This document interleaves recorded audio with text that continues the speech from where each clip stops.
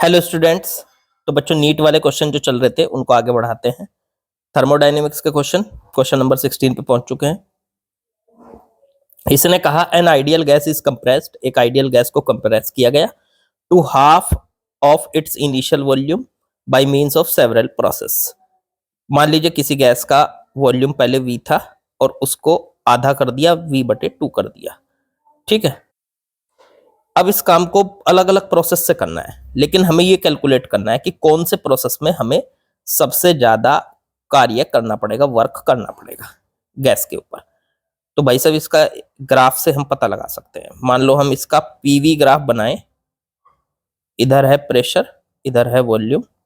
पहले किसी गैस का मान लीजिए वॉल्यूम था V0, गैस यहां थी इस स्टेट में। अब वो अलग अलग प्रोसेस से उसका वॉल्यूम कम होने जा रहा है, मतलब गैस का फिलहाल इनिशियल स्टेट ये है, इनिशियल स्टेट। अब यहां से अलग अलग प्रोसेस से हम उसका वॉल्यूम कम कर सकते हैं। एक तो ये कर दिया, आधा वॉल्यूम कर दिया हमने यहाँ पे।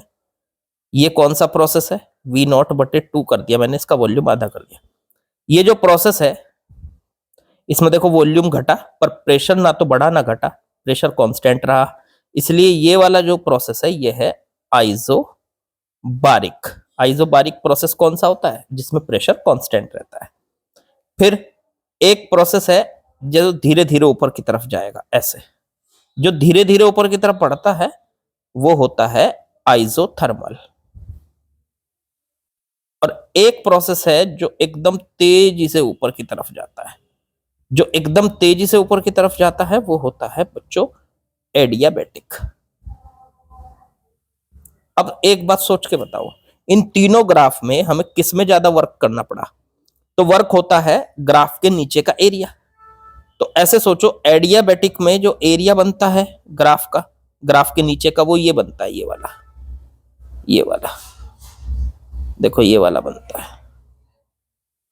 फिर ऐसे ही अगर निकालोगे आइसोथर्मल में, तो आइसोथर्मल में ये बनता है ग्रीन वाला, इस ग्राफ के नीचे का, आइसोथर्मल के ग्राफ के नीचे का। ठीक है, और ऐसे ही अगर आप देखोगे आइसोबारिक में, तो आइसोबारिक में ये वाला बनता है, ग्राफ के नीचे का एरिया ये वाला, ये ग्राफ के नीचे का बनता है। इन तीनों एरिया में सबसे बड़ा एरिया जो है वो एडियाबैटिक के पास है। ब्लैक कलर वाला एरिया सबसे ज्यादा है, ब्लैक एरिया जो है वो मैक्सिमम है, तो उसका वर्क भी मैक्सिमम होगा। इसका मतलब यहां से साफ साफ पता चल रहा है सबसे ज्यादा वर्क करना पड़ रहा है एडियाबैटिक को। फिर उसके बाद है वर्क करना पड़ रहा है आइसोथर्मल को, और फिर सबसे कम करना पड़ रहा है आइसोबारिक को, आइसोबारिक को। तो ये तीन तरीके का वर्क यहाँ पे आपको करना पड़ रहा है, सबसे ज्यादा एडियाबैटिक, इसलिए आंसर हो गया हमारा एडियाबैटिक प्रोसेस। ठीक है, अच्छा आप कहोगे सर आइसोकोरिक नहीं लिया आपने। आइसोकोरिक में तो भाई साहब जो वॉल्यूम होता है वो कांस्टेंट होता है, वो बदल ही नहीं सकता। और आप कह रहे हो कि उसका वॉल्यूम पहले से आधा हो गया, V0 था पहले मान लो, और V0/2 हो गया, आधा वॉल्यूम हो गया। तो आधा वॉल्यूम जो हो रहा है, तो इसका मतलब प्रोसेस आइसोकोरिक तो हो नहीं सकता। आइसोकोरिक प्रोसेस में वॉल्यूम जो होता है वो कांस्टेंट होता है, वॉल्यूम कांस्टेंट होता है। चलो खैर आगे बढ़ते हैं। चलिए अगले सवाल में आते हैं। A thermodynamic system undergoes cyclic process. एक थर्मोडायनेमिक सिस्टम है जो कि साइक्लिक प्रोसेस का उसका ग्राफ दिया हुआ है। अब देखो ये एक थर्मोडायनेमिक सिस्टम दिया है, क्वेश्चन नंबर 17। साइक्लिक प्रोसेस है, A B C D वापस से the work done by the system. तो आप एक चीज याद रखेंगे, किसी भी साइक्लिक प्रोसेस में जो वर्क होता है भाई वो होता है उस साइकिल के अंदर का एरिया। जैसे यहां पे दो साइकिल बन रही है, एक तो ये, एक बन रही है ये वाली, तो इन दोनों साइकिल के अंदर का एरिया होता है वर्क डन। अब पहली साइकिल जो है वो देखो यहां से बना सकते हो आप सेंटर से, वो तो इस तरह से जा रही है, ऐसे चल रही है, देखो ऐसे, फिर यहां से वापस आ रही है, आप ये साइकिल मान सकते हैं। तो ये जो साइकिल है कैसे चल रही है? आप इसको कह सकते हो ये चल रही है जी एंटी क्लॉकवाइज। तो एंटी क्लॉकवाइज साइकिल का जो एरिया होता है उसे लेना होता है माइनस। अब ये वाली साइकिल अगर देखोगे आप, देखो इसे कलर चेंज करके दिखाता हूं। ये वाली साइकिल, ये वाली साइकिल यहां से यहां ये जा रही है क्लॉकवाइज, ये वाली साइकिल जा रही है क्लॉकवाइज, तो इसका एरिया होगा प्लस। अब ऊपर वाली साइकिल और नीचे वाली साइकिल का जो एरिया है देखने में देखो बिल्कुल एकदम एक जैसी है, तो एरिया भी बराबर होगा इनका। अगर आप इनके एरिया की बात करोगे जब बिल्कुल ही एक जैसी है तो इनका एरिया बराबर होगा। ऊपर वाली साइकिल का एरिया मान लीजिए -a होगा, तो नीचे वाली साइकिल का +a होगा। तो अगर टोटल एरिया निकाले तो वो 0 आ जाएगा। ठीक है, तो इसका मतलब यहां से ये है कि इस सिस्टम में जो साइकिल का एरिया होता है वो वर्क होता है। अब वो आ गया आपका टोटल एरिया 0, क्योंकि कुछ एरिया निगेटिव आया, कुछ एरिया पॉजिटिव आया, इसलिए यहां पे वर्क भी 0 है। Answer is 0। बिल्कुल आसान सा सवाल। चलो आगे बढ़ते हैं। चलिए अगले सवाल में आते हैं बच्चों। आसान है और इतना भी आसान नहीं है, डबल कंसेप्ट का क्वेश्चन है, बढ़िया क्वेश्चन है। A mono atomic gas, mono atomic gas दे रखी है जी। ओके, अब इसका जो प्रेशर है वो दे रखा है P। ओके, और वॉल्यूम दे रखा है V। ठीक है, इसको एक्सपेंड किया गया through isothermal process, isothermal process के थ्रू, और इसका प्रेशर मान लीजिए हो गया P' और वॉल्यूम कर दिया इन्होंने डबल 2V। तो पहले तो ये प्रेशर निकाल लो, यहां तक का क्वेश्चन है, प्रेशर निकाल। आइसोथर्मल प्रोसेस में क्या होता है, टेम्परेचर कांस्टेंट होता है। इस हिसाब से PV is equal to constant आता है। PV is equal to constant को लिख सकते हैं P1V1 बराबर P2V2। अब यहां से P1 की वैल्यू पहला प्रेशर V है, V1 की वैल्यू पहला वॉल्यूम V है, ऐसे ही दूसरा प्रेशर P' और दूसरा वॉल्यूम है इसका 2V। V से V कट गया, P' की वैल्यू P/2 हो गई, P/2 हो गई। ये आ गया आपका P'। अब ये प्रेशर हो गया। अब इसी को फिर आगे आगे बढ़ाया इन्होंने, and then adiabatically to volume 16V, और इसको आगे बढ़ाया एडियाबेटिक प्रोसेस के थ्रू, और इसका वॉल्यूम कर दिया 16V। तो इसका प्रेशर कितना हो गया होगा, मान लेते हैं P" हो गया प्रेशर इसका। अब P" निकालना है, तो एडियाबेटिक प्रोसेस में बताओ कौन सी इक्वेशन लगती थी, तो उसमें लगती थी PV की power gamma is equal to constant. तो हम इसको लिख सकते हैं P1V1 की पावर गामा और P2V2 की पावर गामा। अब हम यहां से लिख सकते हैं P1 इसका प्रोसेस, तो P1 मतलब ये वाला यहाँ पे P' और V1 इसका वॉल्यूम 2V और उसकी पावर गामा। ऐसे ही P2 P" इनटू में उसका वॉल्यूम 16V, देखो ये रहा, और उसकी पावर गामा। आप इसको लिख सकते हैं P' बटे P" बराबर 16V/2V और पूरे की पावर गामा। V से V कट गया, ये आ गया 8, 2 से 16 को काटा तो 8 की पावर गामा। P' कितना निकल के आया था यहाँ से P/2, उसे लिख सकते हैं हम P/2, तो 2P" आ गया। अब यहां से गामा की वैल्यू रख दो। अब मोनो एटॉमिक गैस के लिए गामा की वैल्यू होती है 5/3, देखो दे भी रखी है यहाँ पे 5/3 हो गई इसकी। चलो रखो यहाँ, तो ये P/2P" बराबर 2 की पावर 3 लिख लो इसको, और उसकी पावर गामा मतलब 5/3 लिख लो।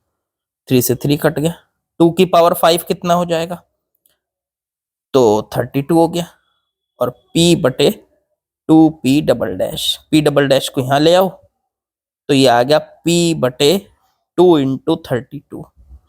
आंसर इज p बटे 64। लो जी, ये हमारा आंसर हो गया। तो बिल्कुल आसान था, बस 2 बार यहां पे आपको इक्वेशंस लगानी थी और आसानी से हम इसको कर सकते हैं।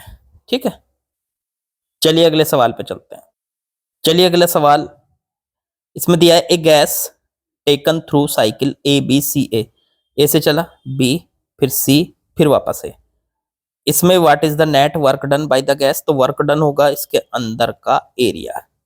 देखो किसी भी साइक्लिक प्रोसेस में जो एरिया होता है वही वर्क होता है, तो इस साइक्लिक प्रोसेस में वर्क हो गया इसका एरिया। अब ये तो एक ट्राइंगल है, ट्राइंगल का एरिया होता है हाफ इंटू बेस, बेस हो गया यहां से यहां तक, 2 से लेके 7 तक, 2 से लेके 7 तक के बीच का जो गैप होगा वो होगा यहां से यहां तक का 5, और 10 की पावर -3 में दे रखा है यहाँ, तो ये हो जाएगा 5 इंटू 10 की पावर -3, ये बेस, और ये हो गई हाइट, हाइट यहां से यहां तक, तो ये हाइट कितनी है, ये है 6 से लेके 2 तक, तो ये गैप हो गया 4, और इंटू 10 की पावर 5, तो 4 इंटू 10 की पावर 5, 2 से इसको काटो 2, 5 इंटू 2 हो गया 10, और ये बन गया 10 की पावर -3 और 10 की पावर 5, तो टोटल बन गया 10 की पावर 6 -3, तो 10 की पावर 3, मतलब 1000 आ गया, 1000 जूल। बिल्कुल आसान सा सवाल था, मतलब कुछ नहीं था इस सवाल में। चलो आगे बढ़ते हैं। चलिए अगले सवाल में आते हैं, आज का लास्ट क्वेश्चन। इसमें कहा है system is taken from A to state C, state A to state C. देखो कोई सिस्टम है जो पहले स्टेट ए में था, यहां था, और सी में गया, यहां गया, ठीक है, बाई 2 पाथ्स। पहले तो वो इधर से गया, इधर से होते हुए ए डी सी, ए से डी, डी से सी, ऐसे गया, ऐसे देखो जैसे एरो जाए, ए से डी, डी से सी, फिर एंड, फिर ए बी सी, फिर ए से बी, और फिर बी से सी, ऐसे गया, ठीक है। इंटरनल एनर्जी इज एट ए पर इसकी जो इंटरनल एनर्जी है वो दे रखी है 10 joule, okay. Along the path ADC, ADC के थ्रू इसका जो हीट एब्जॉर्ब की इसने, अच्छा तो पहले एडीसी को सॉल्व करते हैं। पाथ एडीसी, एडीसी में हीट एब्जॉर्ब मतलब DQ1 वो दे रखी 50 जूल, एब्जॉर्ब है तो प्लस में लेनी पड़ेगी, और हीट रिलीज होती तो माइनस में लेनी पड़ती। एंड वर्क डन DW1 कह दो इसको, ठीक है, तो वो है 20 जूल, ये दे रखा है इन्होंने, एंड वर्क डन 20 जूल। चलो अब लगा लो यहाँ पे फर्स्ट लॉ ऑफ थर्मोडाइनेमिक्स, तो वो है DQ1 is equal to delta Q1 भी लिख सकते हैं इसको। अब DU1 माइनस DU2, नहीं DW, अरे ये है ना, सीधा सीधा फॉर्मूला लगा दो यहाँ पे, डेल्टा Q बराबर delta U plus delta W। Delta Q का मतलब DQ, DQ बराबर DU प्लस DW, ये भी लिख सकते हो आप। चलो DQ की वैल्यू 50 जूल, DU की वैल्यू निकालनी है, और DW की वैल्यू वो हो गई 20 जूल। चलो इसे इधर लेके जाओ, तो DU की वैल्यू आ गई 30, 50 माइनस 20 तो 30। ये डेल्टा U कहां से कहां तक का, A से सीधे C गए, तो ये जो DU निकल का आया है, इसकी एनर्जी आई है वो सीधी A से C जाने की आई है, A से C जाने की, इसकी इंटरनल एनर्जी का चेंज आ गया। ये डेल्टा U भी कह सकते हो आप इसको, इसको डेल्टा U भी बोल सकते हो 30, या इसको U2 माइनस U1, तो UC माइनस UA भी कह सकते हो इसको 30। इसे कह दो इक्वेशन फर्स्ट। A से चले और C पे पहुंचे तो फाइनल हो गया UC, C पे पहुंचे तो, और इनिशियल हो गया UA, ये हो गई इक्वेशन फर्स्ट। अब हम चलते हैं पाथ ए बी सी से, इधर से जा रहे हैं, देखो इधर से होते हुए ए बी सी में हीट एब्जॉर्ब है 36 जूल, वर्क डन निकालना है। चलो ठीक है, तो ए बी सी में फिर से यही लगाएंगे। तो ए बी सी से हम जाएंगे, तो डेल्टा डब्ल्यू को वैल्यू तो दे रखी नहीं, निकालनी है। और डेल्टा क्यू टू, मतलब डेल्टा क्यू देखो कितना दे रखा 36 जूल, इसे डेल्टा क्यू टू कह रखा है इन्होंने, कोई बात नहीं। और डेल्टा यू हमें पता है, कैसे पता है, क्योंकि इसमें भी तो हम ए से सी पे जा रहे हैं ना। तो जो पिछले वाले में ए से सी पे गए थे हम, इसमें भी हम ए से सी पे जा रहे हैं। तो पिछले वाले में जो भले पाथ अलग हो सकता है, पर जहां से चले वो ए है और जहां पहुंचना है वो सी है। मतलब इनिशियल पॉइंट और फाइनल पॉइंट बराबर है।